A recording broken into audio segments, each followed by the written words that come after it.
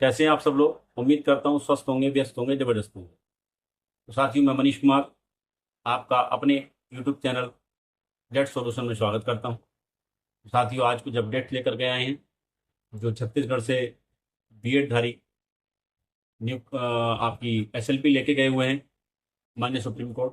उस बारे में कुछ अपडेट्स हैं, वो आपके साथ साझा करेंगे। लेकिन वीडियो शुरू करने से पहले आपसे रिक्वेस्ट रहेगी, जो भी साथी चैनल पर पहली बार विजिट कर रहे हैं वो चैनल को सब्सक्राइब कर लें और बेल आइकन को भी दबा दें, ताकि इस संबंध में आने वाली जो अपडेट्स हैं वो आपके पास समय से पहुंचती रहे। तो साथियों, जैसा कि अभी तक आप देख रहे थे, दो एसएलपी जो गई हुई हैं छत्तीसगढ़ बीएड धारियों की, जिसमें पहली एसएलपी नवीन कुमार वाली, जिसका एसएलपी नंबर है, जिसका डायरी नंबर है आपका 17/943/2024। और दूसरी एसएलपी हरिशंकर जी वाली गई हुई है, जिसका एसएलपी नंबर है, सॉरी, जिसका डायरी नंबर है 18/735।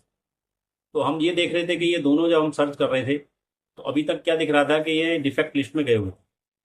इस बारे में मैं एक वीडियो पहले भी बना चुका हूँ, जिसमें मैंने कुछ भ्रम दूर करने की कोशिश की थी, क्योंकि कुछ यूट्यूबर्स इस तरह का भ्रम फैला रहे थे कि ये केस दोनों खारिज हो चुके हैं, क्योंकि वो डिफेक्ट का मतलब ये मान रहे थे कि डिफेक्ट का मतलब ये दोनों एसएलपी खारिज हो चुके हैं। साथ ही मैंने अपनी उस वीडियो में बताया था कि डिफेक्ट का मतलब खारिज होना नहीं होता, बल्कि डिफेक्ट का मतलब केवल इतना होता है कि जब हमारे एडवोकेट्स केस को फाइल करते हैं तो उसमें कहीं ना कहीं डॉक्यूमेंटेशन की कोई ना कोई कमी रह जाती है, या जो कोर्ट की गाइडलाइंस होती हैं उसके हिसाब से कहीं ना कहीं कोई त्रुटि रह जाती है, जिस वजह से ये केस हमारे डिफेक्ट लिस्ट में चले जाते हैं। और ऐसा नहीं है, इन्हीं केसों के साथ ऐसा हुआ है। कई सारे केस ऐसे हैं जो डिफेक्ट लिस्ट में गए और बाद में वो डिफेक्ट फ्री हुए। एग्जैक्ट इस केस के इन केसों के साथ भी यही हुआ। ये दोनों एसएलपी अगर आज आप सर्च करेंगे तो ये दोनों एसएलपी इस समय डिफेक्ट फ्री। तो साथियों, डिफेक्ट फ्री है और साथ ही ये हालांकि अभी लिस्ट सुनवाई के लिए लिस्ट नहीं हो पाई है, लेकिन जल्दी ही कोई ना कोई इसमें तिथि मिलेगी और ये जो है सुनवाई के लिए एकदम तैयार है, लिस्टिंग के लिए तैयार है। बस साथियों, सवाल ये बनता है कि जो दोनों एसएलपी गई हुई हैं, ये माननीय छत्तीसगढ़ हाई कोर्ट ने जो निर्णय दिया कि उन्होंने कहा कि जो 11 अगस्त 2023 का जो निर्णय माननीय सुप्रीम कोर्ट का Devesh Sharma versus union of India के आलोक में जो निर्णय दिया, उसमें उन्होंने कहा कि जो बीएड धारी नियुक्त हुए हैं 11 अगस्त 2023 के बाद, उनको आप जो है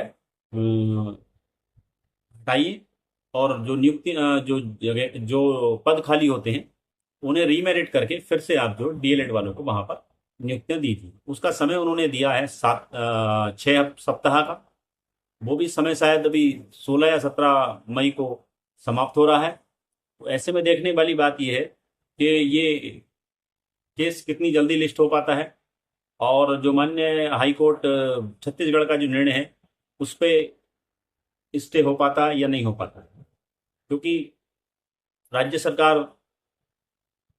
अपना काम करेगी। कोर्ट के आलोक में जो कोर्ट ने निर्देश दिया है, जो आदेश किया है, उस आदेश के हिसाब से अपना काम करेगी। अगर वो ऐसा नहीं करती है तो उस अवमानना का मामला उस पर रहेगा। तो कोर्ट की अवमानना कोई भी सरकार नहीं करना चाहती है। तो एक तो बात ये हुई।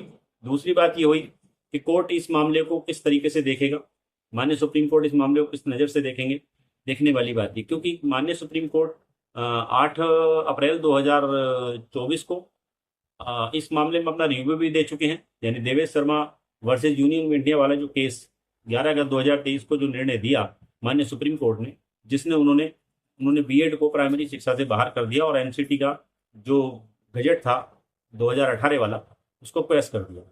तो ऐसे में उन्होंने जो एमपी सरकार की तरफ से क्लैरिफिकेशन याचिका माननीय सुप्रीम कोर्ट में गई हुई थी, उस पर फैसला सुनाते हुए उसे रिव्यू के तौर पे उन्होंने देखा अपने, और उसमें जो है उन्होंने 11 अगस्त के बाद होने वाली किसी की नियुक्ति को राहत देने से मना कर दिया। उन्होंने कहा कि 11 अगस्त तक जो नियुक्तियां हो चुकी हैं, 11 अगस्त से पहले पहले, यानी हमारे निर्णय आने से पहले पहले जो नियुक्तियां हो रखी हैं उन्हीं को हम सेव कर रहे हैं, उन्हीं की हम नौकरी बचाने की बात कर रहे हैं। उसके बाद जो नियुक्तियां उनके बारे में हम कोई राहत देने की बात नहीं कर रहे। तो ऐसे में देखना ये होगा कि जो छत्तीसगढ़ से एसएलपी गई हुई हैं वो मेंटेनेबल रहेंगी नहीं रहेंगी ये देखना पड़ेगा।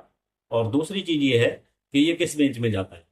जहाँ तक उम्मीद कर सकते हैं, जैसा लग रहा है, ये मामला सुप्रीम कोर्ट में लिस्टेड होगा तो जो धूलिया सर हैं उनकी बेंच में ही जाएगा, क्योंकि उन्होंने ही Devesh Sharma versus union of India वाले मामले में जो 11 अगस्त 2023 का ऑर्डर है उसके ऑथर भी वही हैं, और जो रिव्यू किया है उसमें भी वही उन्हीं के द्वारा रिव्यू किया गया है। तो इस नज़र से देखा जाए तो मैं समझता हूँ जो सुप्रीम कोर्ट के रजिस्ट्रार हैं वो इस केस को लिस्टेड करेंगे तो उसी बेंच में संभवतः करेंगे, लेकिन श्योर भी नहीं है, किसी दूसरी ब्रांच में भी जा सकता है। तो देखते हैं, ये तो आगे भविष्य की बात है, इसमें क्या होगा क्या नहीं होगा।